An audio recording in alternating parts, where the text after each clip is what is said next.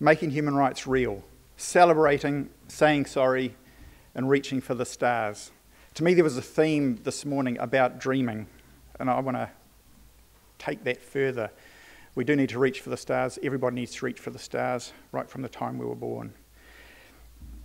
A little bit about myself. Ko Taranaki te maunga, ko hara te waka, ko Pakanui rawa, ko Ngāriri o Kapuni, ngā awa, ko te whakamana o te hangahawa, te mahi, ko kaponga te tūranga waiwai, ko Paul Gibson aho.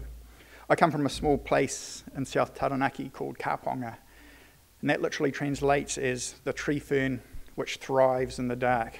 Some trees thrive in the sunlight, and others thrive in the dark. Kaponga also literally translates as blindness, and I'm legally blind, and that's part of my journey. Just up the road on the mountain, there's a waterfall where people like Te Whiti, Tohu, and Ratana all saw visions which inspired them and took them on their journeys of peace and human rights. So literally and figuratively, I come from a place between blindness and vision.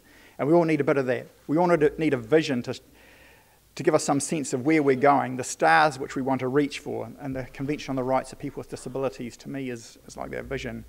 We also need a bit of blindness, some blind faith to know that we can't get there on our own.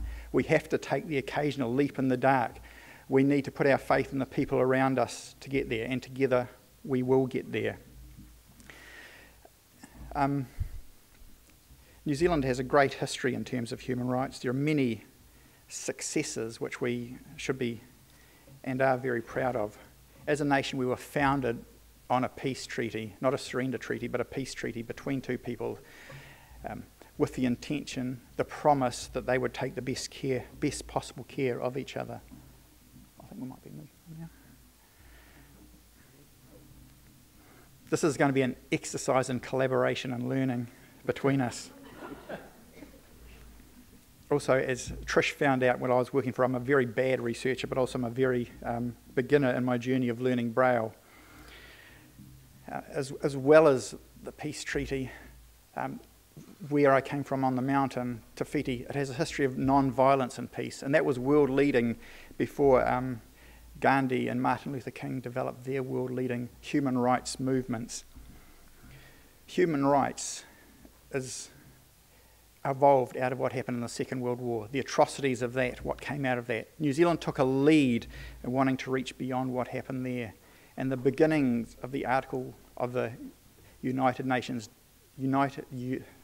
Universal Declaration on Human Rights begins with the inherent dignity and human rights of every person as a foundation of freedom, justice, and peace in our world.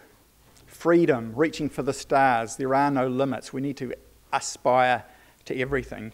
Justice, we all have the right to a fair go. And peace, we have the right not to be violated, not to be bullied, to have good relationships between each other, and to have friends. New Zealand also was the first country in the world where women gained the vote. We were the first country in the world to have a quota of disabled people as refugees. We've led in many areas, and we should celebrate some of this. But the latest, and to me perhaps the greatest area that we have led, is in the development of the Convention on the Rights of People with Disabilities. And other international speakers have said this today.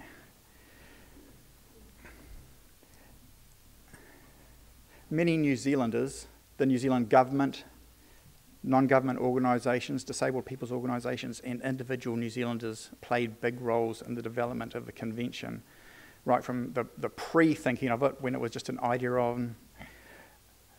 around the world, through its development, and ultimately when it was signed, when the then Minister Ruth Dyson and CEO of DPA Gary Williams walked up in front of the UN General Assembly, there was a standing ovation for a number of minutes. Every other nation only got polite applause. We really do under-celebrate this convention and what it means in all of our lives, in all of our communities, in all of our families. It has the potential to change the lives, to touch the lives of the most marginalised, most forgotten people in the darkest corners of our global village. We should appreciate that. We should celebrate that more.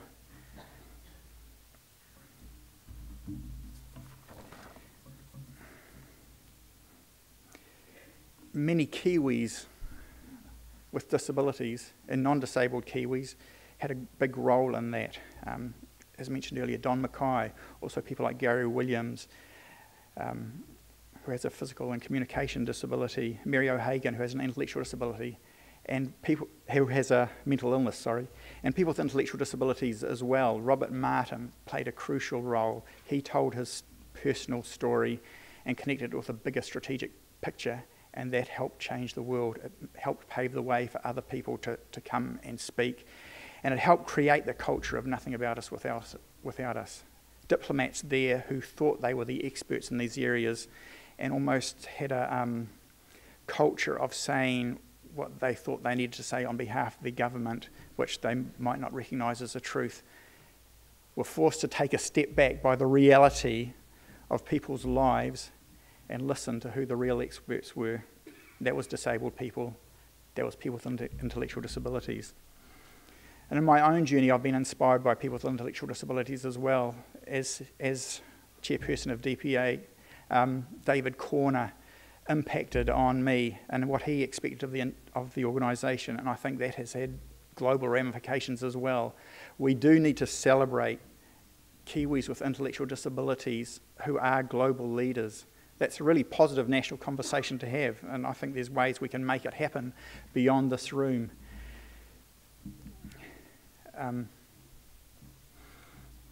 I believe that some of the contributions of people such as those I've mentioned are worthy of the highest international type praise of a Nobel Peace Prize.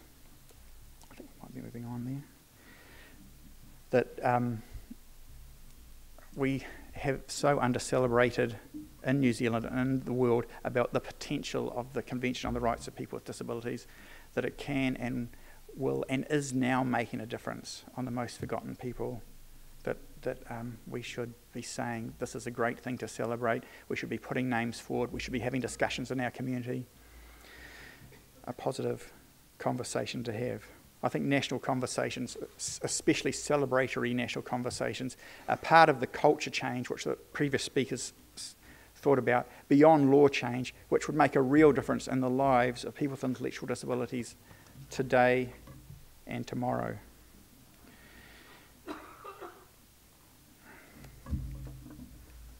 Getting ahead of myself. We also have to acknowledge our past wrongs, and there are many of them, as well as celebrating the great. New Zealand has done so many bad things, and here I've got to apologise to Trish again for my bad research. Robert, in his life, there's a book which is a manuscript, and sometime soon I think it will go to print and we'll be able to see more of it. And he went to Kimberley. He was coerced away from his family at a very young age. When I was doing some research around Kimberley and rights, and we Google those words, the first thing that comes up is Kimberley, South Africa. I'm not sure that was very useful, but anyway, I learned a bit. It's a place where they discovered diamonds, and it distorted the local economy, the local families and distant families, and families were split, and there was violence and corruption and prostitution around the area. Anyway, those in power had a solution for all this, and it was called apartheid. They segregated people. And Kimberley, South Africa is part of the story of the birth of apartheid. It's not the whole story, but it's part of it. The next thing, when I was researching, I come across Kimberley, Australia, and it's the first place in Australia where there was an uprising against this idea of terra nullius, which means that the place was settled, colonised on the basis that there was no human beings there before. The Kimberley people rose up against this. It's also one of the areas of the greatest intensity around the stolen generation, where families were split, where children were taken away. With those two international abuses of human rights, there's been movement forward. South Africa has had a Truth and Reconciliation Commission, and by now the nation is by no means perfect, but it's moved forward. There's been national conversations. In Australia, there's been a national conversation around the stolen generations, ultimately resulting in an apology, saying sorry. In New Zealand, Kimberley, which was the biggest institution of its type, the biggest hospital for people with intellectual disabilities in the southern hemisphere, and I know some people say that New Zealand institutionalised 3 to 4 times as many disabled children as other comparable countries. We invented the word psychopedic institution. Community were by no means great place for people with disabilities, especially people with intellectual disabilities, but institutions were way worse. And and when you look at what happened to people within there, we are doing the individual support thing through the confidential listening service, but we haven't had the national conversation. We have it amongst ourselves, the passionate, the converted, but I don't think we've as yet got it wide enough. And I think there's a case to push that national conversation, a more challenging national conversation, out further. And I know many people are calling for a national apology, a sorry. I think there's a good case for that, and I'm interested in getting the feedback from people here as well. Part of the culture change in New Zealand, I believe that's required, is a celebratory national conversation, and then the acknowledging national conversation, saying sorry.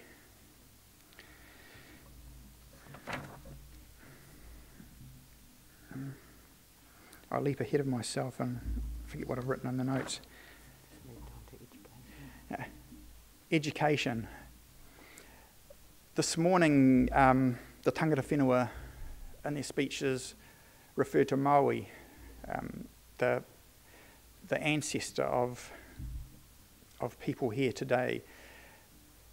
He was rebellious, disruptive. If he was in the education system today, we'd probably give him a label like behaviourally challenged, or maybe ADHD. Inflict a dose of Ritalin on him and hope he sat quietly in the corner. Whereas the story of Maui is about creativity and success. Do we have the education system today which would enable that which would enable Maui to flourish? He was the youngest of the brothers and expected to achieve the least. Is that a familiar expectation around many of us in the room? And yet he had the potential to achieve the most. Part of the story, and this is part of the New Zealand context which we need to understand, on our side, as we moved in, was a story of Tirito. What is the most important thing in the world? It is people, it is people, it is people. That is the basis of human rights, the fundamental understanding that it is people that is the most important. It uses a metaphor of the flax bush, and that the centre is perhaps the most vulnerable, but is where the greatest things can happen, where the birds come to sing.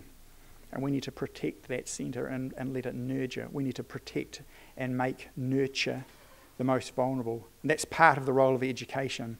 And also what happens over time is what we nurture in the centre. Many of what we nurture will survive, and they will become the next generation of protectors.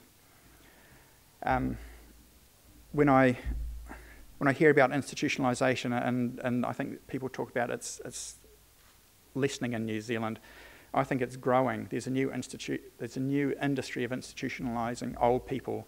Maui's grandmother, Muriranga Whenua, who was also blind and staunch as, would she have the ability to pass her wisdom on in today's society, or would she be institutionalised?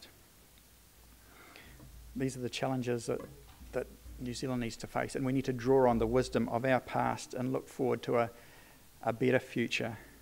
The education system is key to that.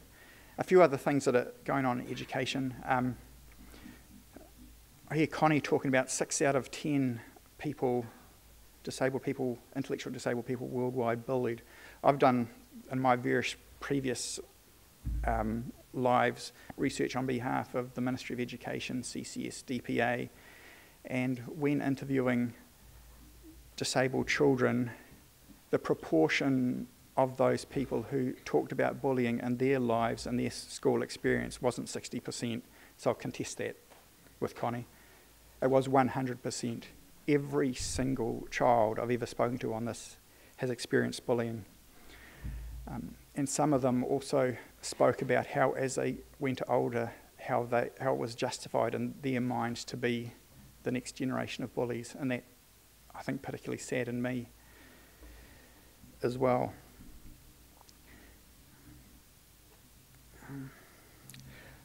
One change in culture which has affected the health sector in New Zealand is having a code of rights on the wall of every general practitioner and every health setting. I think there's potential in New Zealand to develop our thinking around rights in New Zealand and get a code of rights on the wall of every classroom, of every principal's office. These are the things which aren't the big cost items which potentially could change the culture. If it's in the face of every teacher, that these are the rights of the people, of the citizens of today, and who are the leaders of tomorrow, the tirito, that you need to respect and reflect. Living independently and being included in the community. I'll start moving from there to Article 23, which is about family and getting the best start in life. To me, this is where it starts, and I'd like to endorse what other speakers have said about the integral role of family and also how we get the best start for all our children in life. When I talk about the right to dream, most kids in New Zealand, here's a stereotype here, but I'll play with stereotypes, either grow up, they're born dreaming to be an All Black or a ballerina. And that's a great thing to dream about. You know, we grow and those dreams change.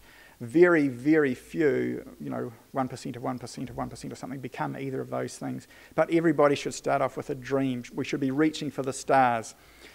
And alongside that, maybe everybody should aspire, every child should aspire, and their family should aspire on their behalf to be Nobel Peace Prize winners. And maybe if we can generate that conversation about people with intellectual disabilities being Nobel Peace Prize winners, we'll look again at something different.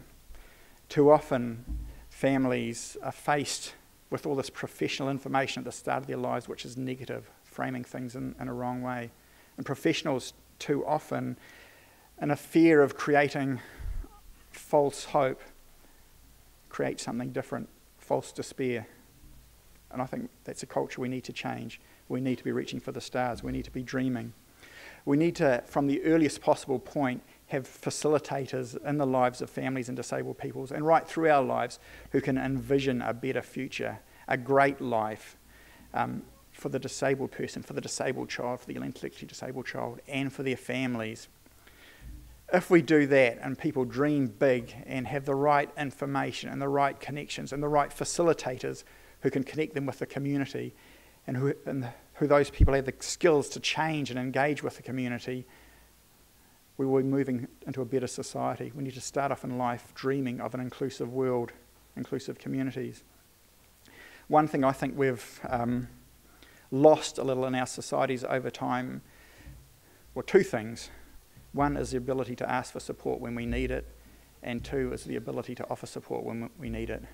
Well, to me, the biggest area of professional development is that middle ground, the facilitators, the people who can connect that up in community-friendly ways and family-friendly ways and ensure that we all have the best lives, that we dream of the best lives and that we live into those best lives.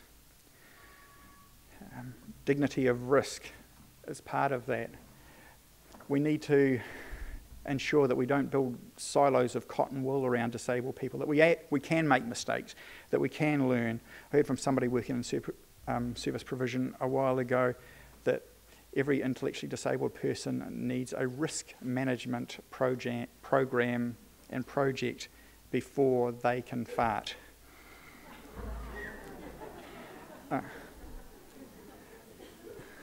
We're just about there, I think.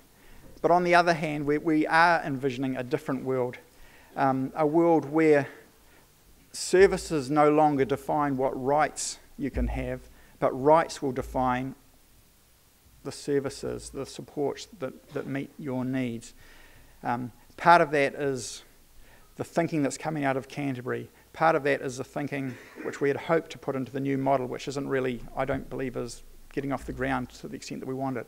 And part of that is around individualised funding.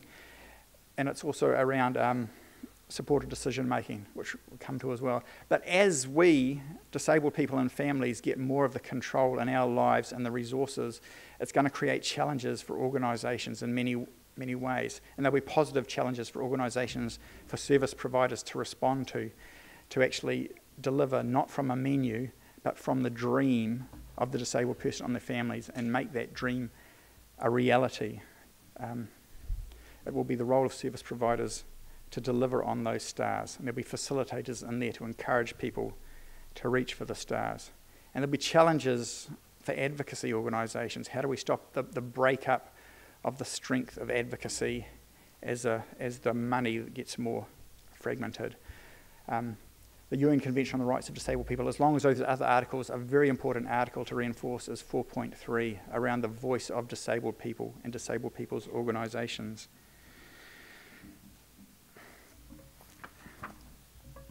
Supported decision making. I think in New Zealand, again, not just our practice, but our thinking isn't up to where international thinking is.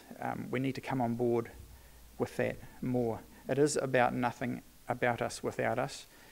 It is about finding new ways for people who have no voice in various senses to have voice in a real sense. I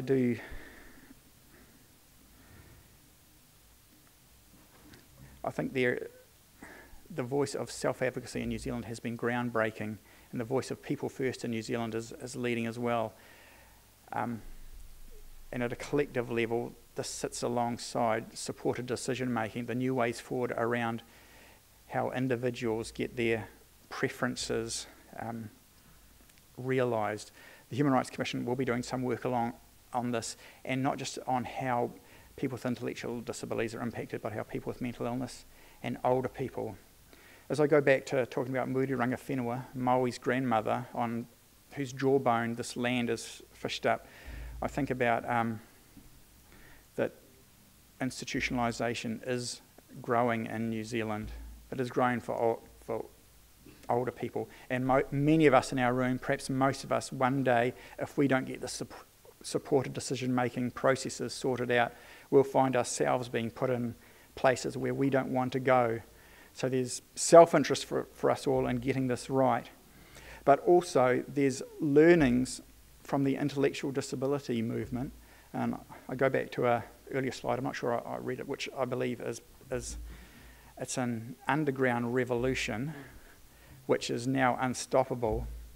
And it's part, I think it's actually the leading edge of a wider disability rights revolution, which is part of the snowball and that has made it become unstoppable.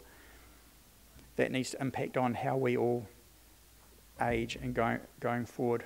We will be faced with these decisions ourselves in the future. Something, an ordinary life, what is an ordinary life? It's to live, to love, it's to have friends, it's to be included in the community, it's to have work, it's to have dignity of risk. But also it's, as we age, to look back on our life and know, for us and our families, whether our life is long or whether our life is short, because many disabled people's lives are not long, that we know that our lives have impacted, that we do leave behind a world better for us being here. That's part of having an ordinary life. And I know many of the people who have touched me, and I know have left behind a world better for us being here. We need to celebrate that amongst ourselves. We need to celebrate the collective strength of people with intellectual disabilities and the individual achievements. I think we can change this nation by celebrating, by saying sorry, and by reaching for the stars.